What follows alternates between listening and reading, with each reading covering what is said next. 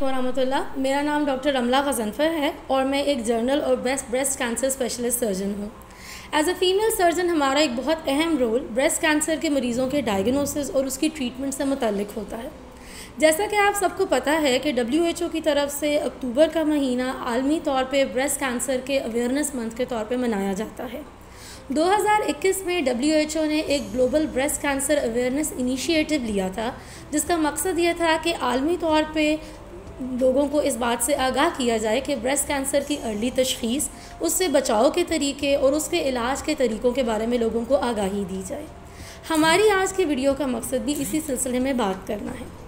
Breast cancer के मुतालिक पाकिस्तान में बहुत सी मिथ्स और गलतफहमियाँ पाई जाती हैं, जिसकी वजह से हमारी बहुत सी ख़वातीन लेट हमारे पास प्रेजेंट करती हैं और उसकी वजह से एक काबिल इलाज मर्ज़ आम तौर पर एक नाकाबिल इलाज मर्ज़ में तब्दील हो जाता है।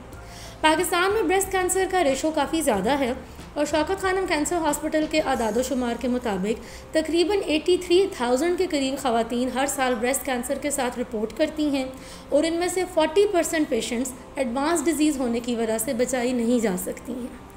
अगर आप इस आदादो शुमार को सिंपल अल्फाज में देखें तो पाकिस्तान में हर 9 में से एक खातून के ब्रेस्ट कैंसर के डायग्नोज होने के चांसेस मौजूद हैं और बहुत सिंपल तवज्जो के साथ हम इस चीज़ से बच सकते हैं। जब हम ब्रेस्ट कैंसर की बात एज अ डॉक्टर करते हैं तो डायग्नोसिस को कंफर्म करने के लिए हम एक वर्ड यूज़ करते हैं ट्रिपल असेसमेंट का। ट्रिपल असेसमेंट से मुराद ये है कि आपका डॉक्टर सबसे पहले आपकी हिस्ट्री और क्लिनिकल एग्जामिनेशन के ज़रिए एक अंदाज़ा लगाता है। फिर दूसरे स्टेप पे वो इस चीज़ को कंफर्म करने के लिए आपको कुछ टेस्ट तशख़ीस करता है, जिसमें अल्ट्रासाउंड, एक्सरे और समटाइम्स एक बायोप्सी का टेस्ट, जिसको आम लफ्ज़ों में हम सुई वाला टेस्ट कहते हैं, वो किया जाता है। क्लिनिकल एग्जामिनेशन और हिस्ट्री पे हम अपने मरीज़ों से कहते हैं कि अगर आपको 20 साल की उम्र के बाद छाती में कोई भी गिल्टी नमूदार हो रही है जो आपको 1 से 2 महीने के दरमियान वाज़े तौर पे बढ़ती हुई महसूस हो, उसकी वजह से छाती के उभार या जिल्द की साख्त में कोई तब्दीली महसूस हो, निप्पल की शक्ल में कोई मसला हो, निप्पल के अंदर से खून, पानी, रेशा या कोई और चीज़ नमूदार हो, या आपको दूसरी छाती या उसके साथ बगल के अंदर गिल्टियाँ नमूदार हों, तो बग़ैर किसी वक्त को ज़ाया किए आपको हमारे पास आना चाहिए। ख़ास तौर पे वो ख़वातीन जिनमें वालदा या वालिद की साइड पे और ख़वातीन को भी ब्रेस्ट कैंसर का डायग्नोसिस हो चुका है, उनके लिए ज़्यादा अहम होता है कि वो अर्ली स्टेज में हमारे पास आ जाएँ। इसके अलावा WHO के कवानीन और उनकी गाइडलाइंस के मुताबिक 50 साल से ऊपर हम ज़्यादातर ख़वातीन को मशवरा देते हैं कि वो एक मरतबा ब्रेस्ट कैंसर क्लिनिक में तशरीफ़ लाएँ और हम उनका मुआयना करें। 60 साल के बाद हम हर 3 साल बाद सारी ख़वातीन से रिक्वेस्ट करते हैं कि आप अपना एक मेमोग्राफी वाला टेस्ट करवाएँ। दूसरी स्टेज जिसका मैंने आपसे ज़िक्र किया है, अगर किसी खातून की हिस्ट्री और क्लिनिकल एग्जामिनेशन पे ये गिल्टी या इससे मिलती जुलती कोई अलामात पाई जाएं तो हम उनको कुछ टेस्ट एडवाइस करते हैं, जिनमें मेमोग्राफी और अल्ट्रासाउंड ब्रेस्ट शामिल हैं। मेमोग्राफी का टेस्ट बिल्कुल चेस्ट एक्सरे की तरह का होता है और उसी मशीन में खातून की दोनों छातियों को 2 प्लेटों के दरमियान दबा के कुछ इमेजेस लिए जाते हैं।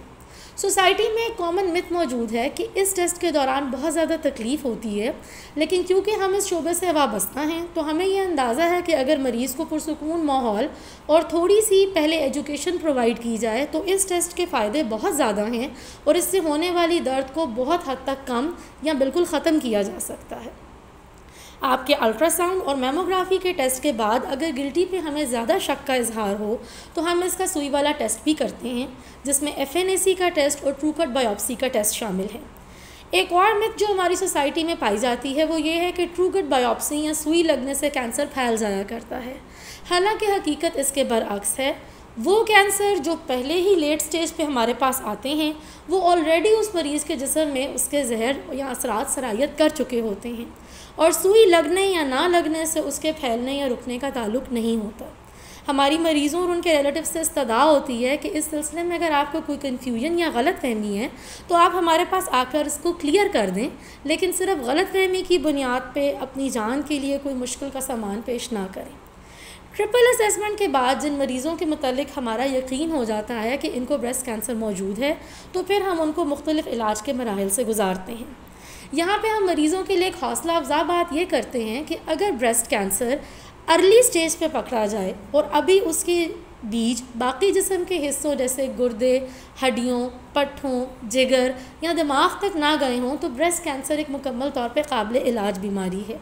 और ये उन्हीं मरीज़ों के लिए मुमकिन होती है जो समझदारी से काम लेते हुए हमारे साथ ताउन करते हैं और जल्दी प्रेजेंट करते हैं। एक ज़रूरी चीज़ जो हम लोगों से रिक्वेस्ट करते हैं, जिसमें हमारे मरीज़ों के अलावा आम तमाम ख़वातीन की पॉपुलेशन शामिल है, वो ये है कि सेल्फ़ ब्रेस्ट एग्ज़ामिनेशन को अपनी ज़िंदगी का हिस्सा बनाएं।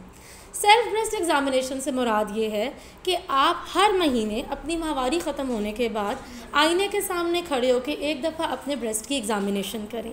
ये एक स्टैंडर्डाइज तरीका है जो पूरी दुनिया में इस्तेमाल किया जाता है और यूट्यूब वगैरह के ऊपर या सोशल मीडिया के ऊपर इसकी बहुत सी वीडियोस मौजूद होती हैं।